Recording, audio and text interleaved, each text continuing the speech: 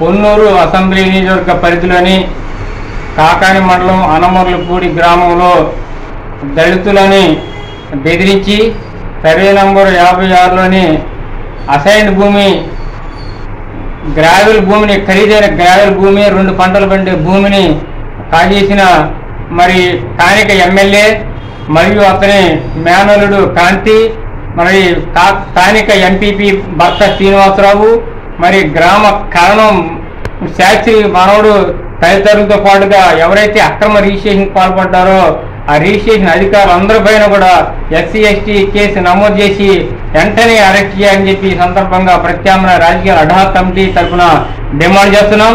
ఇది చాలా అన్యాయము. గత ప్రభుత్వంలో ఏదైతే అసైన్డ్ భూముల్ని తప్పుడు జీవో పెట్టి మరి స్వాధీనం చేస్తున్నారని ఆరోపించిన వారు మరి ఈరోజు అదే అసైన్డ్ భూముల్ని బెదిరించి మరి రిజిస్ట్రేషన్ చేసుకోవడానికి వీలైన ఆ భూమిని రిజిస్ట్రేషన్ చేయించుకున్న మరి స్థానిక ఈ ప్రజాప్రతినిధులు మొత్తాన్ని కూడా తక్షణమే అరెస్ట్ చేసే విషయంలో ప్రభుత్వం ఉదాసీనం అనేది సరికాదని చెప్పేసి ఈ సందర్భంగా హితవు పలుకుతున్నాం. అట్లానే ఈ నియోజకవర్గంలో అనమర్లపూడి వీరానాయకునిపాలెము సుద్దపల్లి కొత్తరెడ్డిపాలెం తదితర గ్రామాల్లో యథేచ్ఛగా అక్రమ మైనింగ్ జరుగుతూ ఉంది. 100 కోట్ల రూపాయల అక్రమ మైనింగ్ జరుగుతూ ఉంటే ఆ ప్రజలకు జవాబుదారీ చెప్పే పరిస్థితి లేదు. ఈ యొక్క మైనింగ్ వల్ల వీరానాయకునిపాలెం గ్రామం లేచిపోతా ఉంది. సుద్దపల్లిలో దళితులు, అట్టానే వీరానాయకునిపాలెంలో దళితులు అసైన్డ్ భూములు, రైల్వే భూములు, జిల్లా పరిషత్ భూములు, ప్రైవేటు భూములు ఏది ఆకుండా అడ్డగోలుగా దొరుకుతా అంటే అక్కడ భూమి జలాలు పడిపోయినాయి, పంటలు పండుకోలేదు.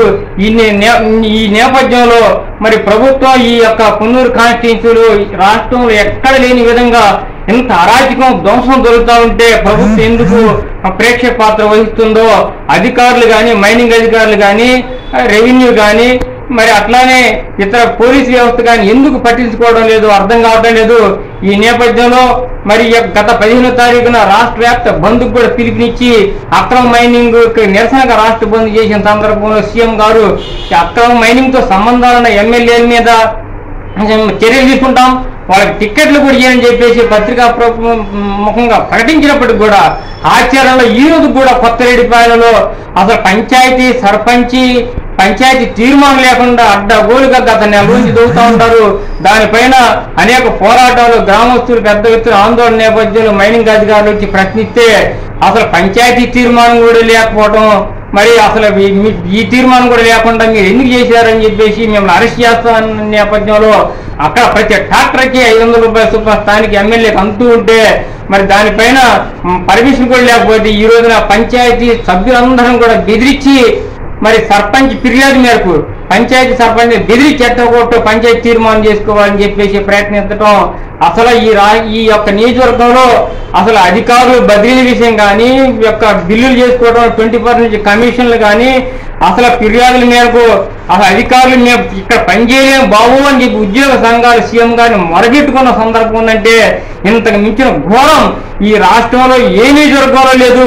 ఇలాంటి పరిస్థితుల్లో ఈ ఎమ్మెల్యే అసైన్డ్ భూములను కూడా బెదిరించి తీసుకున్నందుకైనా ప్రభుత్వం ఈ యొక్క నియోజకవర్గంలో ఈ యొక్క మేజర్ పంచాయతీల్లో నిధులు కాంట్రాక్టుల పేరుతో నిధులు కోట్ల రూపాయలు నిధులు కాజేయడం కానీ, చిన్న పంచాయతీల్లో అన్ని కూడా బిల్లులు చేయాలంటే 20% కమిషన్ కానీ, టీచర్ల బదిలీ విషయంలో కానీ లక్షల రూపాయలు డిమాండ్ చేయటము, ఫిర్యాదులు వచ్చిన అధికారుల్ని మరి లంచాలు తీసుకున్నారని చెప్పేసి ఫైన్ వేసి వాళ్ళని వేధించడం అంతా ఇంత కాదు. ఈ నియోజకవర్గం యొక్క స్వరూపాన్ని మరి రాష్ట్రం అంతా కూడా ఎట్లాగే జరుగుతుందని చెప్పేసి కూడా ఆందోళన వ్యక్తం చేస్తా ఉన్న నేపథ్యంలో ముఖ్యమంత్రి గారు జోక్యం చేసుకొని ఈ నియోజకవర్గ ప్రజలకు కాపాడాలా. ఈ నియోజకవర్గంలో దళితులు, ముస్లిం, మైనార్టీలు, బడుగు బలహీన వర్గాలకు రక్షణ లేదు. వాళ్ళపైన తప్పుడు కేసులు పెట్టి మరి అట్రాసిటీ కేసులు పెట్టి రౌడీ షీటర్లు పెట్టి మరి మర్డర్ కేసులు పెట్టి నామహింస పెడతా ఉంటే గబ్బోలు పెడతా గందరగోళంగా ఉంది. నిధులన్నీ కూడా నామినేట్ ఓట్లన్నీ ఒక వర్గానికి చెందుతున్నాయి. అసలు ఓట్లు వేసిన అన్ని వర్గాలకు సంబంధించిన బెంబీలు ఎత్తిపోతా ఉంటారు. అది సొంత పార్టీకి కాకుండా ఏదేదో ఈయన ఈ పార్టీ గెలిచిన పార్టీ ఎమ్మెల్యేగా లేదు, వేరే టీడీపీ జనసేన ఎమ్మెల్యేలే ఉంటా ఉన్నాడు.